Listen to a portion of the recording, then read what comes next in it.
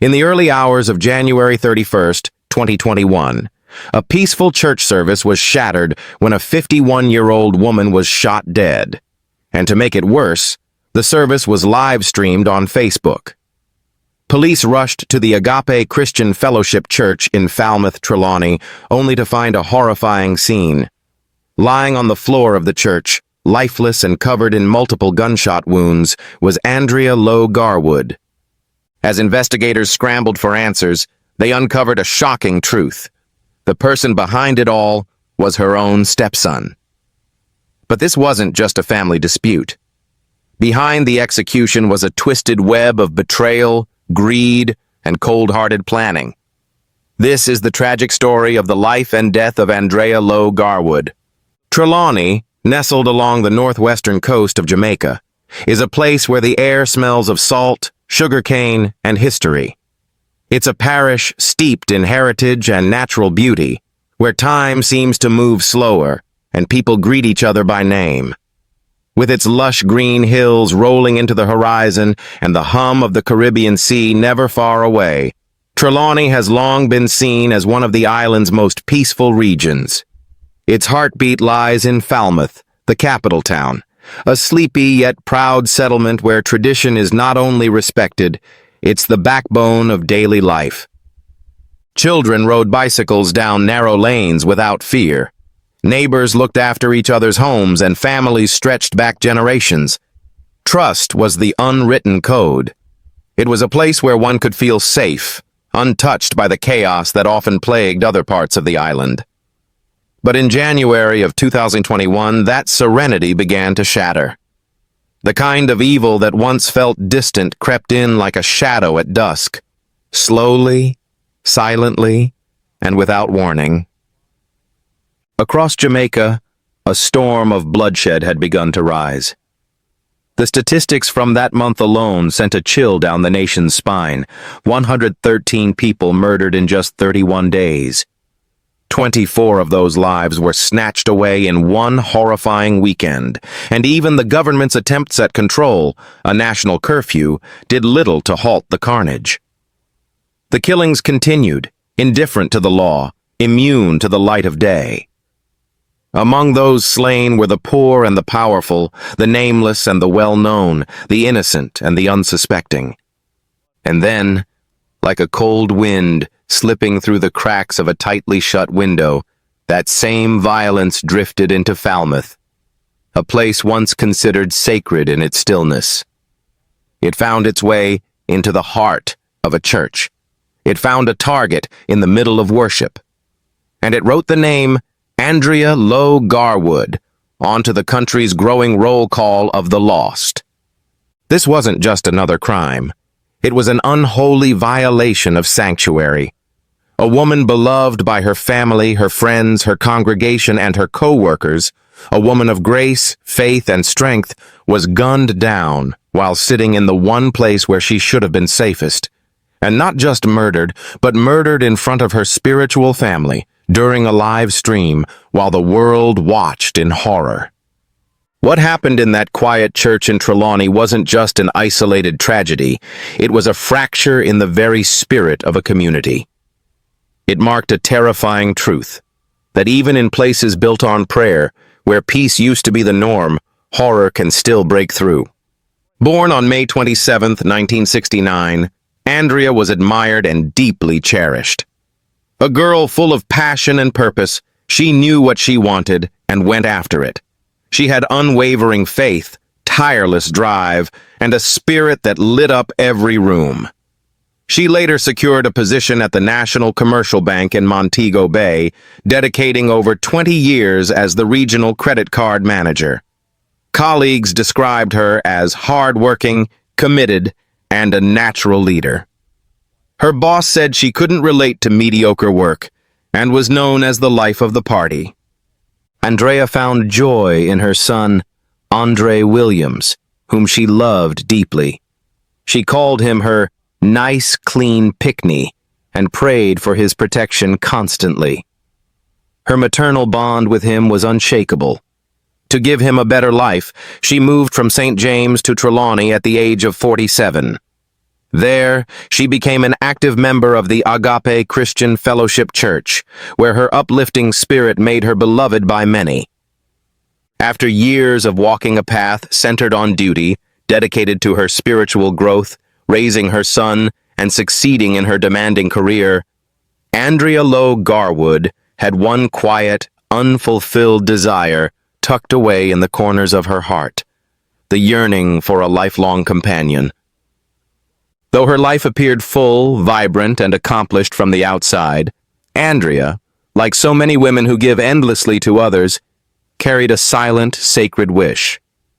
A hope to find someone with whom she could share both her laughter and her silence.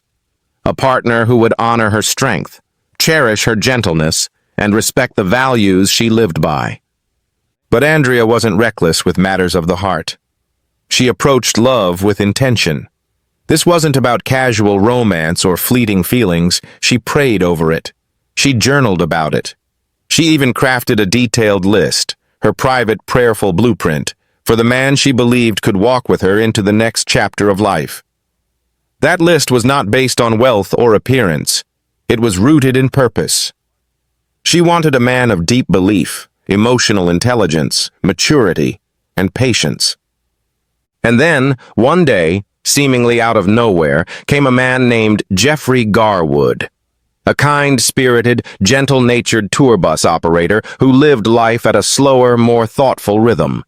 He wasn't flashy, he wasn't boastful, but there was a quiet dignity in the way he carried himself. He spoke deliberately. He listened with care. He smiled easily. Jeffrey was 8 years older than Andrea, a detail that initially gave her pause but soon became irrelevant. His age brought with it a calm steadiness. He had lived. He had learned. And he, too, had faith. His belief in God was strong and unapologetic, and that became the first thing that drew Andrea toward him. Their conversations were often centered around spiritual convictions, shared morals, and the meaning of trust. But it wasn't only the spiritual connection that caught Andrea's heart. Jeffrey had a softness that was rare in men she had known. He was deeply respectful, remarkably considerate, and attentive in ways that made her feel seen. His actions always mirrored his words. He didn't just speak of loyalty, he practiced it. He understood parenthood as well, not just in theory, but in experience. He was the father of 4 sons. Fatherhood had taught him patience, taught him the sacrifice of sleepless nights, and the quiet joys of seeing children grow into themselves. That shared understanding, that profound experience of raising and loving children, formed a bridge between them. Andrea, a fiercely devoted mother, saw in Jeffrey someone who wouldn't just accept her son, but understand the sacredness of that relationship. Their affection grew naturally, like roots intertwining beneath soil, steady, invisible to outsiders, but impossible to pull apart. After much prayer, deep conversation, and thoughtful discernment, Andrea made another brave choice. In 2017, surrounded by the warm support of friends and family, Andrea and Jeffrey joined their lives in holy matrimony. It wasn't just a wedding, it was a spiritual agreement, a covenant they both honored deeply. Shortly after, they bought a home together in Stonebrook Manor, a secured residential neighborhood near Falmouth known for its tranquility, elegance, and orderly lifestyle. The house, nestled within a gated community, symbolized a new beginning. For Andrea, it felt like an answered prayer, a peaceful place to start fresh, a safe environment for her and her son. But even love, no matter how sincere, is not without challenge. The new home also brought with it a complex reality, the blending of 2 different worlds. Andrea, full of optimism, tried to bring unity into a newly formed family structure that wasn't immediately welcoming. Jeffrey's children, all grown and shaped by their own life experiences, had difficulty accepting Andrea's role in their father's life. She wasn't naive to the struggle. Andrea recognized the tension, the unspoken resistance, the quiet disapproval that lingered in rooms. Still, she remained hopeful. She extended kindness, initiated conversations, and sought common ground. She offered patience when there was distance, understanding when there was silence. Though their reception of her was guarded, even cold at times, Andrea didn't allow bitterness to grow in her heart. She believed in love that endures discomfort. She believed in forgiveness. She continued showing up, with warmth, grace, and her signature light. She cooked. She checked in. She remembered birthdays. She made room at the table. She prayed for peace in the family that she had now stepped into by marriage. And despite moments that would have broken others, Andrea pressed on, because that's who she was. Love, for her, was not just a feeling. It was a commitment, a vow she would honor even when the road grew uneven. And even though her heart bore the bruises of rejection, she still hoped that one day those bonds would mend. To the outside world, she was now Andrea Garwood, wife, mother, professional, believer. But inside, she was still the same woman who wanted nothing more than to build a home filled with harmony, faith, and enduring connection. But behind those newly painted walls and manicured lawns, a storm was slowly gathering. And no one, not even Andrea, could see just how dark the skies would get. Just 3 years after exchanging vows with the man she had once prayed for, Andrea's entire world collapsed in a way no one could have predicted. It was a quiet afternoon in July 2020, ordinary in every way. The kind of day you don't expect to be life-altering. Andrea was home, tending to simple things, unaware that her life was being split in two. Somewhere along a Jamaican roadway, Jeffrey Garwood was simply in the wrong place at the most unforgiving time. A high-speed chase had erupted. Criminals, desperate to evade the police, were fleeing with reckless abandon. In their wake, chaos. And in their path, Jeffrey. The collision was violent, sudden, and fatal. There was no time for goodbye, no final glance, no last whispered prayer between them. Just the phone call. The kind of call that changes the temperature in the room, that freezes the blood in your veins. When the news reached Andrea, her knees buckled beneath the weight of it. The man she had trusted her heart with, the partner who had helped her rebuild her life, was gone. And in a manner so senseless, so random, it seemed unreal. For days, she moved like a shadow of herself. Her voice, once filled with light and laughter, became quiet. The brightness in her eyes faded. She walked slowly, as if every step required permission from a heart that had forgotten how to beat normally. Her friends said she seemed frozen in time, as if part of her refused to believe it. Grief is a language that has no words. As one sister from her church gently told her, "You cannot explain grief to people. They have to experience it." Andrea did. She felt it in her bones, in her breath, in her dreams. Nights were longer now, the bed colder, the silence more deafening. And just when the pain seemed too much to bear, a second blow landed. Jeffrey's will was read. His final wishes were clear. He had chosen to leave the majority of his estate, including their home in Stonebrook Manor, to Andrea. While he had made modest allocations to some of his sons, the larger share had gone to the woman who had stood by him with love, loyalty, and faith. But not everyone was willing to accept his final decision. What followed was not the shared mourning of a family united in loss. Instead, it erupted into resentment. A storm of anger brewed among those who felt overlooked, betrayed, or sidelined. The kindness that Andrea had once extended to Jeffrey's family was forgotten. In its place came whispers, then accusations, and finally, threats.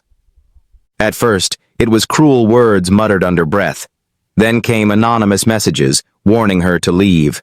Her phone buzzed with venomous texts. Her movements were being watched. And by the time the funeral arrived, Andrea's life was no longer her own. She needed police protection just to stand at her husband's graveside. Officers flanked her during the service, not to maintain public order, but to keep her alive. Imagine that. Grieving the man you love, standing over his casket, while fearing someone you once called family might be plotting your own death. But Andrea refused to run.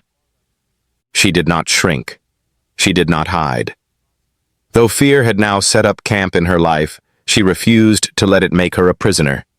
She was not a woman who bowed to intimidation, not in marriage, not in widowhood. What many didn't understand was that Andrea's strength didn't come from pride. It came from principle. From her belief that love should be honored, that justice matters, that fear should never dictate the course of a righteous life. In the months that followed, Andrea did what she always did. She pressed on. With unwavering discipline, she clung to the small rituals of everyday life. She continued waking early, dressing smartly for work, and arriving at her office at the National Commercial Bank with the same professional polish that had earned her over 2 decades of respect. She still took her lunch breaks with friends, attended meetings, and returned home with groceries tucked under her arm. Her walk remained confident. Her smile, though thinner now, still surfaced. And above all else, she never missed church.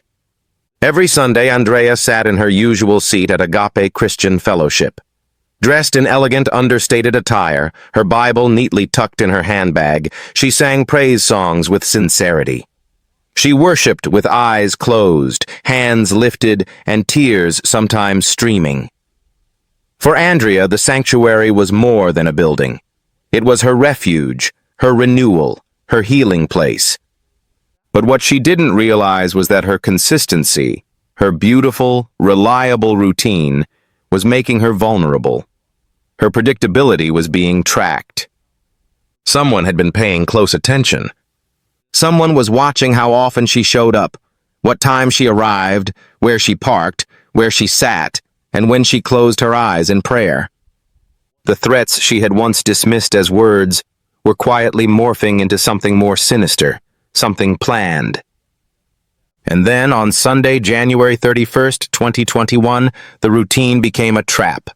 It started like every other Lord's Day.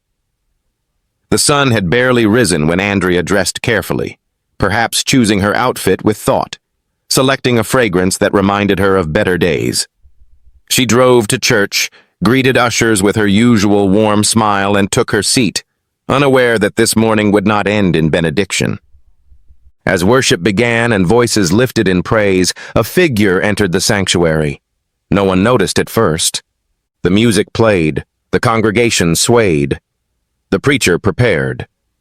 Andrea, likely feeling safe among believers, likely thinking this was just another day in the house of God, had no idea that death was walking down the aisle. What came next would turn a peaceful house of worship into the scene of a devastating ambush. And the next few seconds would leave a scar, not only on one family or one church, but on an entire nation. It was a Sunday like many others, sunlight filtering through the stained glass windows, the sound of instruments tuning softly in the background, the gentle hum of the congregation preparing to worship. Inside Agape Christian Fellowship Church, a sense of peace wrapped around the faithful, many still unaware that a storm had already entered their sanctuary. A few minutes past 9 a.m., a figure walked through the doors. His presence didn't shout. It whispered, subtle, unassuming, yet off. He wore a hat pulled low over his forehead, obscuring his features. A handkerchief covered the lower half of his face, part mask, part message. He was hiding something, but in the name of grace, most people looked the other way. He slipped into a pew directly behind Andrea Garwood, sat down, still, silent, watching. One of the elders noticed. The man's outfit didn't belong. He wasn't a familiar face, but out of respect for the sanctity of the service, the elder chose not to confront him. Not then. Later, he would relive that choice over and over, haunted by the moment he said nothing when everything inside him was screaming that something wasn't right. As the praise team began to sing and the congregation rose in harmony, Andrea, standing before her Lord, was immersed in worship. Her heart was open. Her eyes may have been closed. She believed she was safe, surrounded by believers, covered by faith, anchored in grace.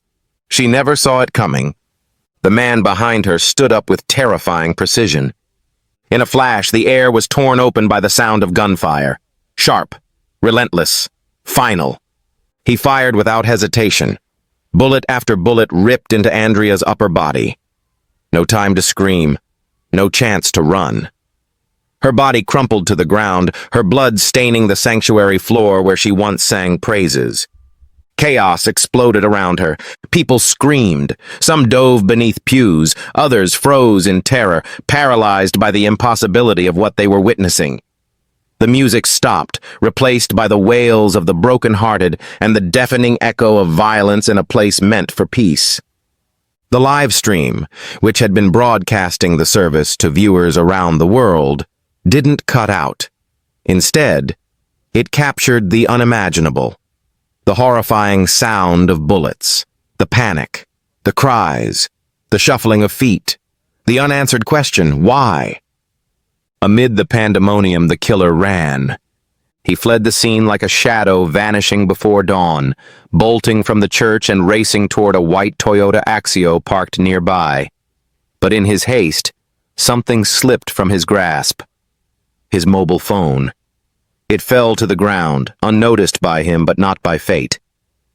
Inside the church, an off-duty police officer, attending the service like any other believer, pulled his weapon and fired a warning shot into the air, hoping to slow the escape. But the assassin had already disappeared. The moment had passed. The damage was done. Outside, tires screeched. The car peeled away. The engine roared down the road as Andrea lay still inside the very place she had come to find hope. Jamaica was stunned. Social media erupted. News outlets scrambled for facts. The island's collective heart cracked as the footage circulated. The horror hadn't happened in secret. It was witnessed by thousands, live, raw, and unfiltered. A murder during a sermon, a woman gunned down while worshiping. What kind of soul does that? Law enforcement didn't waste time. The clues had been left behind, small but mighty. A dropped phone, a flash of a license plate caught by the sharp eyes of a churchgoer. A vehicle type etched into memory. Leads began to trickle in. Later that same day, detectives were alerted to a white Toyota Axio spotted in Rose Heights, a known high-risk area in Montego Bay. Officers approached the vehicle and questioned the man behind the wheel. He gave a casual explanation. Nervous, yes, but not enough to arrest. With no immediate proof tying him to the church shooting, they let him go. That decision would gnaw at investigators in the hours that followed. By the time authorities connected the dots, matching the make, model, and license plate of the Toyota to the one seen fleeing the church, it was clear. The car they had just released was the getaway vehicle. Fortunately, the investigation was far from derailed. The dropped phone, now in police custody, was a treasure trove of digital fingerprints. Combined with the license plate captured by the quick-thinking church member, the net began to tighten. It didn't take long for the car to be traced back to a rental agreement. The name listed on the paperwork? Leon Hines, a 23-year-old hospital storekeeper. No prior offenses, no criminal history, no red flags. On the surface, Leon looked like any other young man trying to make a living. But Leon wasn't in the wrong place at the wrong time. He was part of it, not the trigger man, but the wheels, the driver, the silent accomplice who helped death reach Andrea on time. And just like that, the investigation had its first piece of the puzzle. But who was behind the trigger? Who wanted Andrea dead badly enough to desecrate a church? And how deep did this betrayal go? Detectives knew they were closing in, but they also understood time was critical. Every passing hour allowed the suspects to vanish further into the shadows. With Leon Hines now identified as the man behind the wheel, pressure mounted to find the gunman, and more importantly, the person who orchestrated it all. Investigators retraced their steps to Rose Heights, the same area where the white Toyota Axio had briefly surfaced. Scouring the surroundings with sharpened vigilance, officers pushed deeper into alleyways, bush paths, and underused lots. It was during this meticulous sweep that they stumbled upon an item partially buried in weeds, another cell phone, weathered by dirt and the elements, carelessly tossed aside in panic.